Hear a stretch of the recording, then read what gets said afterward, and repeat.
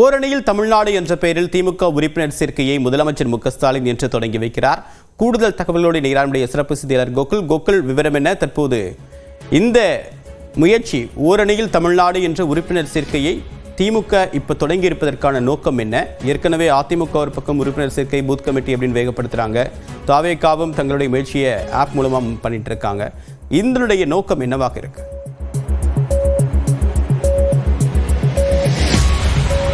சட்டமன்ற தேர்தலுக்கு தயாராகும் வகையில் திமுக தேர்தல் பணிகளை தீவிரப்படுத்தியிருக்கிறது. ஏற்கனவே உடன்பிறப்பே வா என்று திமுகவுடைய நிர்வாகிகளை முதலமைச்சர் தனித்தனியாக சந்தித்து வரக்கூடிய நிலையில் தற்பொழுது ஓரணியில் தமிழ்நாடு என்ற ஒரு உறுப்பினர் சேர்க்கையை இன்றைய தினம் முதலமைச்சர் தொடங்கி வைக்கிறார்.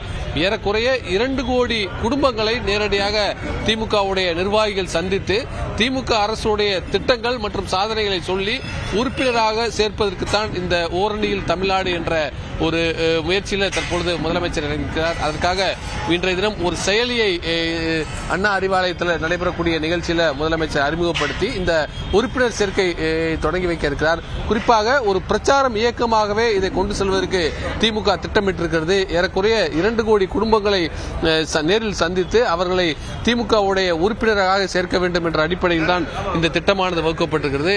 45 நாட்களில் இந்த உறுப்பினர் சேர்க்கையை நடத்தி முடிக்க வேண்டும் என்றும் ஆகஸ்ட் 15ஆம் தேதி இதற்கான நிறைவு விழாவையும் நடத்துவதற்கு முடிவு செஞ்சிருக்காங்க. இந்த பிரச்சார இயக்கத்தின் போது திமுகவுடைய திட்டங்கள் மத்திய அரசு தொடர்ந்து தமிழகத்திற்கு வஞ்சித்து வருவது குறித்த பல்வேறு கேள்விகள் அடங்கிய ஒரு படிவத்தை வழங்கி அதை பூர்த்தி செய்து மக்களிடம் விலக்கி அவர்களை திமுகவுடைய உறுப்பினராக்க வேண்டும். குறிப்பாக ஒரு பூத்துக்கு 30% வாக்காளர்களை புதிய வாக்காளர்களை சேர்க்க வேண்டும் என்ற இலக்கோடு இந்த ஓரணியில் தமிழ்நாடு என்ற பிரச்சார இயக்கத்தை முதலமைச்சர் இன்றைய தினம் தொடங்கி வைக்கிறார்.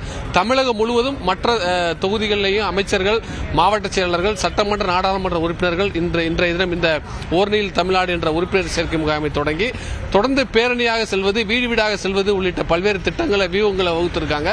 முதலமைச்சரும் சில நாட்கள் 2-3 நாட்கள்ல வீடு வீடாக சென்று இந்த உறுப்பினர் சேர்க்கை முகாமிலையும் முதலமைச்சரும் கலந்து கொள்ள இருப்பதாக தற்போதைய தகவலாக இருக்கிறது. உங்களுடைய விரிவான தகவலுக்கு நன்றி கோகுல்.